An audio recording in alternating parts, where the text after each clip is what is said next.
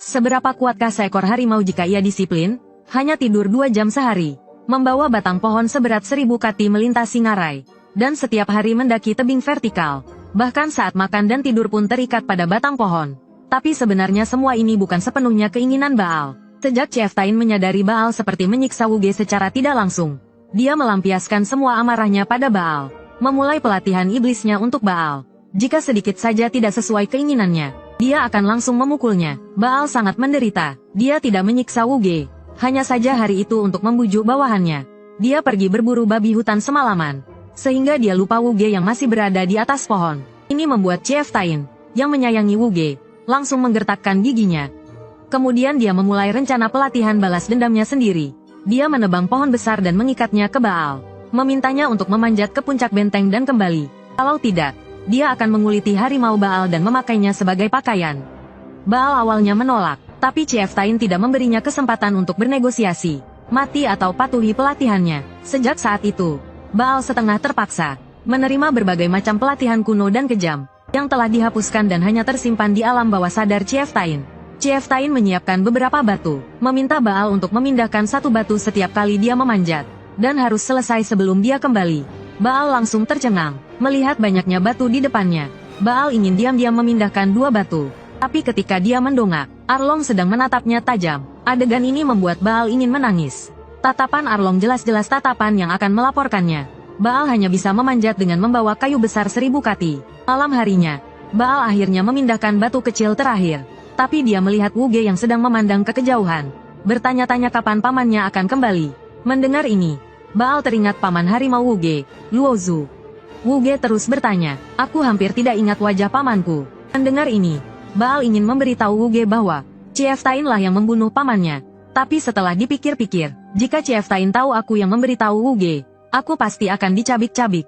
Sedangkan Chieftain sendiri bisa beralasan amnesia. Memikirkan hal ini, Baal cepat-cepat menggelengkan kepalanya, mengatakan bahwa dia juga tidak tahu di mana pamannya. Kemudian, untuk mengalihkan perhatian Wuge, dia buru-buru mengatakan sudah larut. Tidurlah dulu, besok ada hal menarik untuk diajarkan padanya. Keesokan harinya, Baal membawa Wuge ke 2 pohon kering, dan menyuruh Wuge memperhatikan baik-baik. Baal menepuk pohon kering, dan daun-daun kering berguguran. Baal langsung bergerak dengan kecepatan tinggi. Detik berikutnya, semua daun terbelah menjadi 2. Setelah selesai, dia berpose yang menurutnya sangat keren. Tapi saat itu, sehelai daun utuh jatuh ke tanah. Melihat ini, Baal buru-buru menggulungnya dengan ekornya, lalu menyuruh Wuge untuk mencobanya. Meskipun hanya bisa mengenai 1 daun, itu harus tepat sasaran. Latih dulu ketepatannya, baru kemudian tingkatkan jumlahnya. Sambil berkata, Baal menepuk pohon kering itu lagi. Baal sama sekali tidak menyangka, Wuge bergerak sangat cepat, melompat di antara pepohonan. Semua daun hancur seketika. Terakhir, dia menghancurkan selembar daun dengan ekornya. Melihat Wuge yang sangat hebat, Baal tercengang. Tapi demi menjaga harga dirinya sebagai guru, Baal mengeluarkan daun yang disembunyikannya sebelumnya, dan memberitahu Wuge bahwa dia melewatkan 1 daun. Kemudian Baal mengamati telapak tangan Wuge. Bocah ini tidak hanya akurat, tetapi juga memiliki kekuatan yang luar biasa. Bakat macam apa yang membuatnya bisa mempelajari teknik serumit ini di percobaan pertama? Kemudian, Baal mengulurkan telapak tangannya, mengajak Wuge untuk tos. Tos ini membuat Baal kembali tercengang. Lengannya hampir copot dipukul oleh Wuge. Saat itu, Seul tiba-tiba datang. Dia pikir Baal sedang menggertak Wuge lagi, dan bersiap untuk menghajarnya. Melihat itu, Baal segera menyuruh Seul untuk mencobanya sendiri. Tapi bagaimana mungkin Seul percaya seorang anak memiliki kekuatan sebesar itu? Awalnya Seul terlihat santai, tetapi detik berikutnya dia terkejut. Bahkan dengan fisik Seul yang kuat, dia hampir copot dipukul. Saat berbalik, Baal sudah tertidur pulas. Keesokan harinya, Seul menemui Baal yang sedang beristirahat di gua. Tiba-tiba, ekspresi Seul menjadi serius. Dia meminta Baal untuk lebih memperhatikan anak-anak. Setelah beberapa waktu bersama, meskipun terkadang Baal bertindak seenaknya, Seul melihat kasih sayang Baal terhadap anak-anak. Seul menyaksikan semuanya, sementara Seul sendiri bersiap untuk mencari sesuatu yang telah hilang. Ingatan Gunung Merah yang hilang dari pikirannya. Hanya 2 babi hutan berani menantang Raja Hutan. Sejak mantan Raja Harimau, Wuke, menghilang, banyak pihak mengincar Gunung Putih. Hari ini, Baal sedang berlatih memanjat dinding seperti biasanya. Ketika 2 babi hutan datang mengganggunya, kedua babi hutan bersaudara ini memiliki sifat yang brutal. Mereka bahkan membunuh anak satu sama lain. Namun, untuk melawan Baal dan menguasai Gunung Putih, Mereka bekerja sama, bertahun-tahun yang lalu. Jika bukan karena Wu Ke muncul tepat waktu, Baal mungkin sudah menjadi santapan mereka. Namun, Baal sekarang sudah jauh berbeda. Tetapi melawan dua sekaligus, dia masih kesulitan. Dia dan Vansa menggunakan sedikit tipu daya untuk memancing salah satu babi hutan ke bawah pohon raksasa. Babi hutan itu mengira dia bisa membelah pohon itu menjadi dua dengan kekuatannya. Tapi detik berikutnya dia terkejut. Ternyata itu bukan pohon biasa, melainkan kayu yang membatu dan sangat keras. Babi hutan itu langsung remuk. Melihat itu, babi hutan lainnya melarikan diri ketakutan. Tetapi bertabrakan dengan seorang Beastman yang entah dari mana muncul. Babi hutan itu langsung dicabik-cabik oleh Beastman tersebut. Melihat ini, Baal terkejut dan bersiap untuk mengulangi trik yang sama dengan Vansa. Berniat memancing Beastman itu ke bawah dinding. Beastman itu terus menggumam, "Aku harus menemukan aura yang sama dengan Tuan Erling." Tiba-tiba, Beastman itu sepertinya mencium aroma Seoul. Tetapi ketika dia melihat anak-anak di dinding, dia langsung berkeringat dingin. Sebelum dia sempat bereaksi, fosil kayu raksasa milik Baal telah jatuh. Tapi itu tidak mengakhiri hidup orc. Orc itu berdiri dengan gemetar. Lalu ia langsung meninju Baal.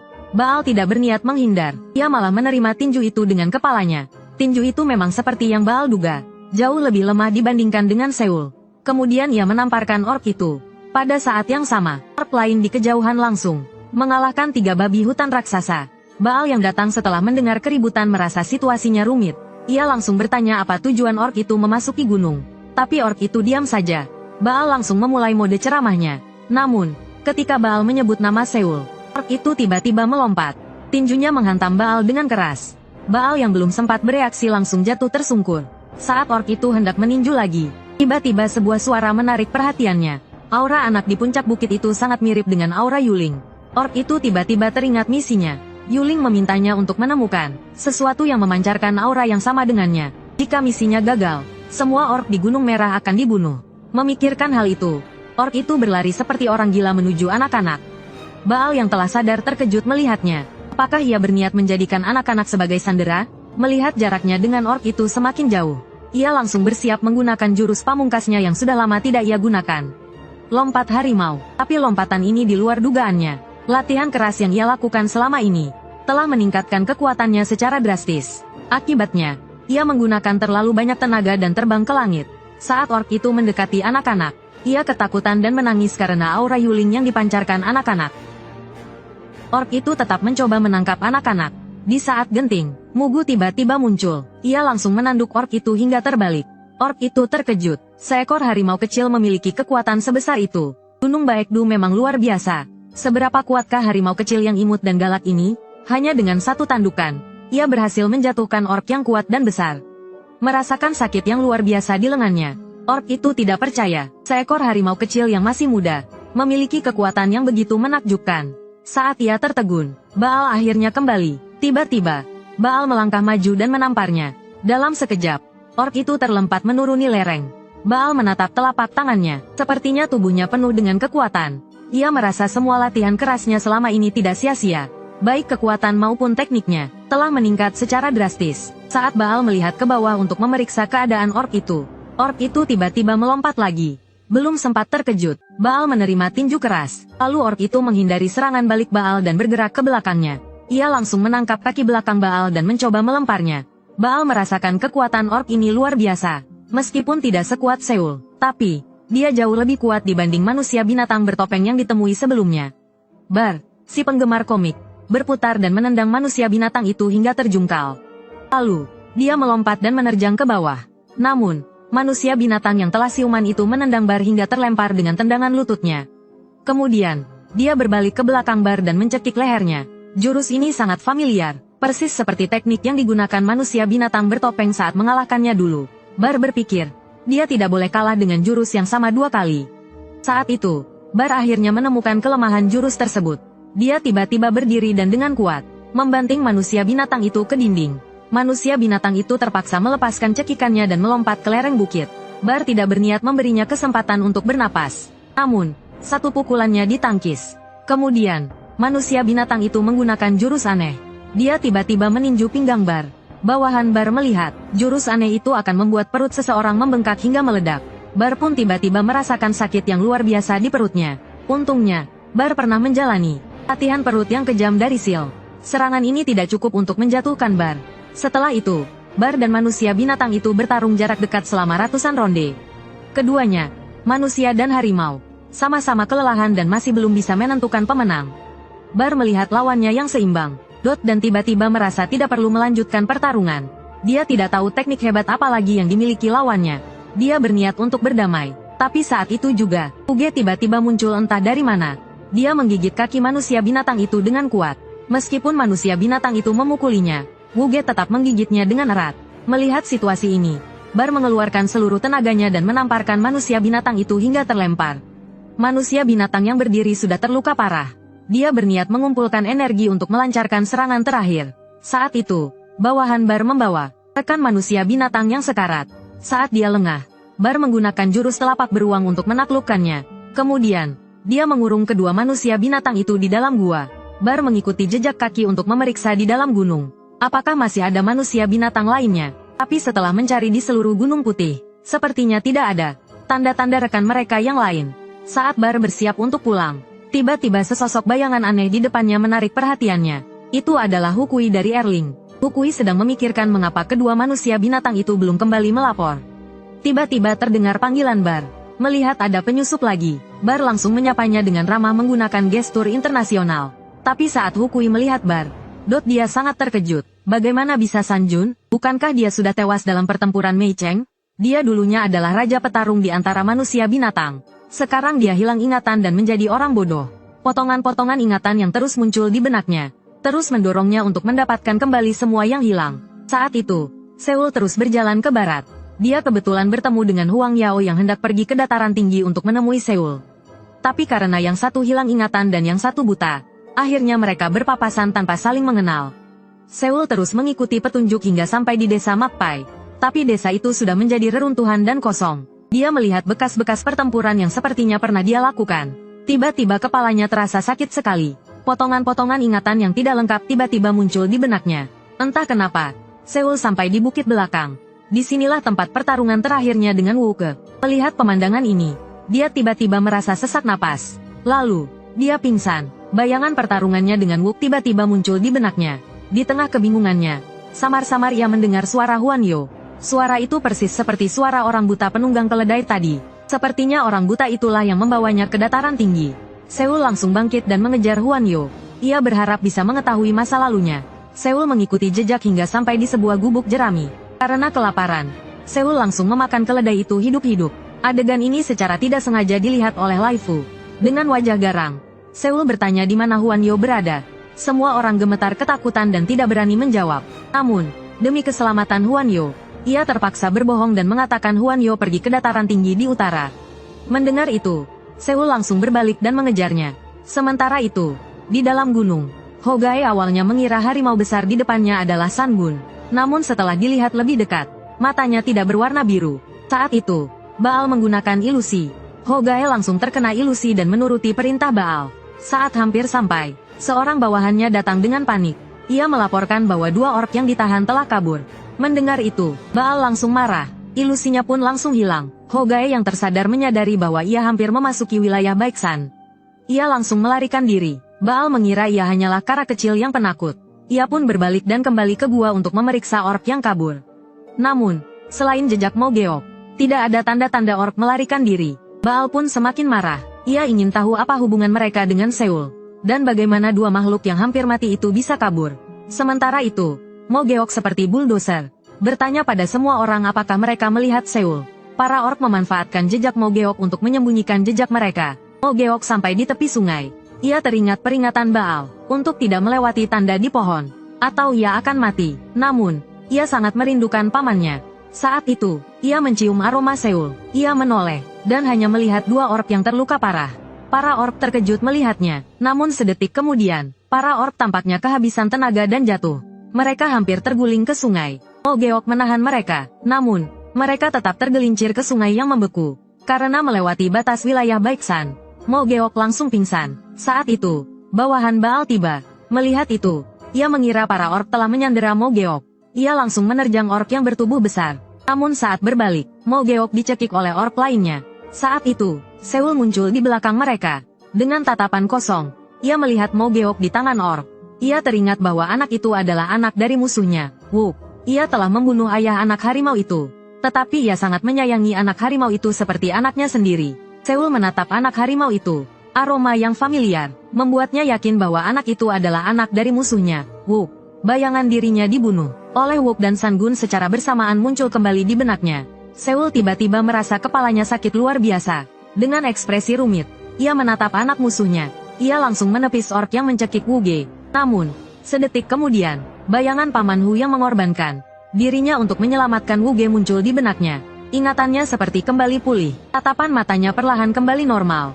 Ia menatap Wuge yang mulutnya berbusa di pelukannya dan mencoba membangunkannya. Bawahan Pambar buru-buru mengingatkan Seul bahwa Wuge saat ini berada di perbatasan Zishan.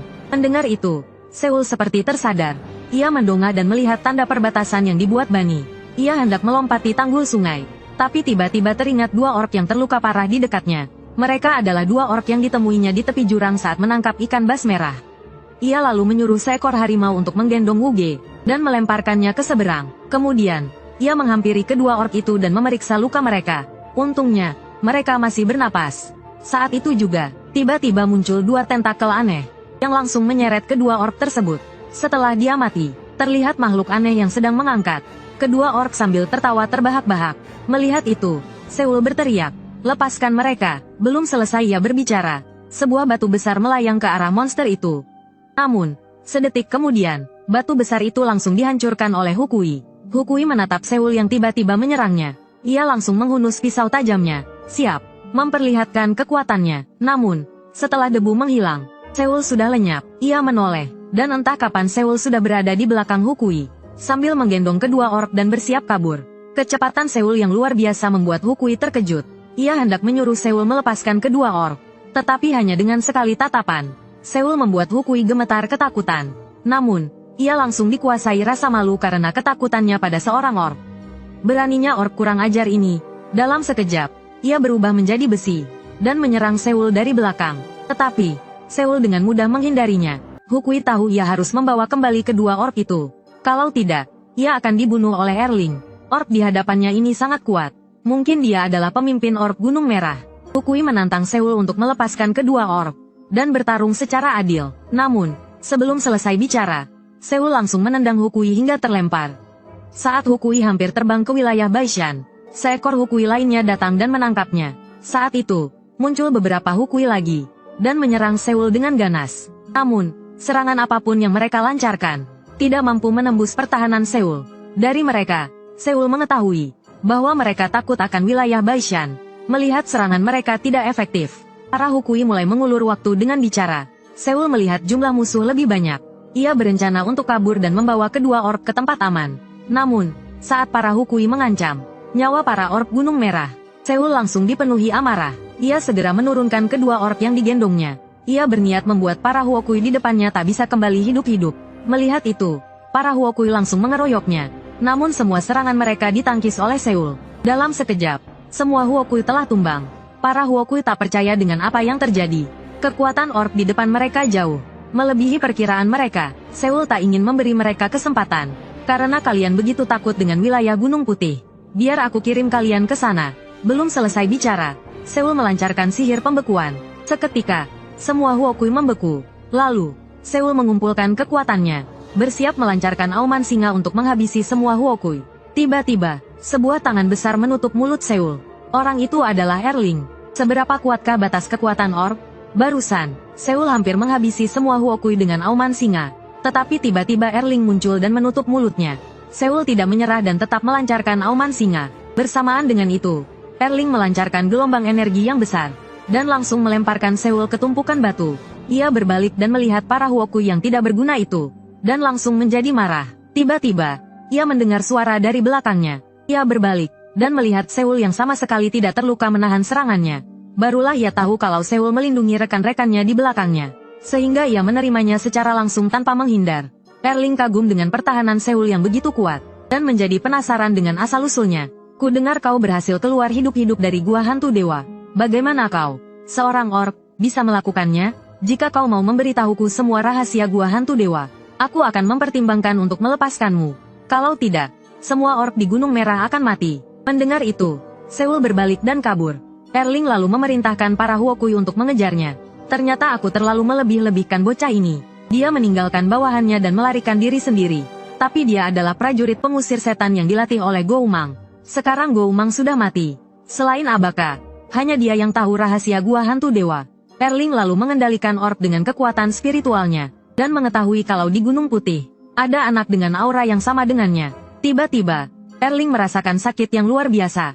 Ia menoleh ke belakang, dan melihat para Huokui di belakangnya sudah mati. Erling terkejut, ia baru sadar kalau para Huokui yang ia kirim bukanlah tandingan Seul. Ia pun segera mengejar bawahannya. Erling teringat Goumang pernah menyebut Seul. Ia bukanlah tipe orang yang meninggalkan bawahannya dan melarikan diri sendiri. Sementara itu, Seul telah kembali ke tepi sungai. Ia telah merasakan aura Erling. Ia tak akan menang jika melawannya. Saat Seul membawa orb dan bersiap kabur, Erling yang menyadari tipuannya mengejarnya dengan marah. Seketika, gelombang energi besar menyerang Seul. Seul merasa ia sudah cukup jauh, tapi Erling bisa mengejarnya dalam sekejap. Seul sudah terpojok. Dalam situasi sulit ini, orb yang sekarat di tangannya berkata dengan lemah, "Mereka tak akan bisa mengejar kita jika kita masuk ke wilayah Gunung Putih." Mendengar itu, Kiwer dengan sekuat tenaga melempar orb itu ke arah Gunung Putih. Bersamaan dengan itu, dia melayangkan tinjunya ke arah Erling. Namun, Erling dengan cepat menangkap pergelangan tangannya, lalu membantingnya ke tanah dengan keras. Bersamaan dengan itu, dua gelombang energi ditembakkan. Kiwer segera memeluk pilar es untuk bertahan. Namun, dia tetap terlempar oleh ledakan tersebut.